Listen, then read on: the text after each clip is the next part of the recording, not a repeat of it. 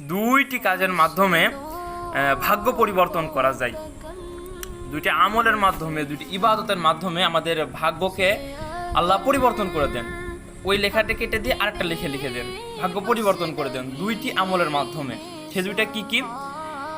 এক নাম্বার হলো সৎ আচরণ, ভালো আচরণ মানুষের সাথে। দুই নাম্বার হলো দোয়া। এক নাম্বার সৎ আচরণ, দুই নাম্বার দোয়া। এই দুইটির মাধ্যমে আপনি চাইলে আপনার হায়াতকে বাড়িয়ে নিতে পারেন, আপনার এই দুইটা আমলের মাধ্যমে।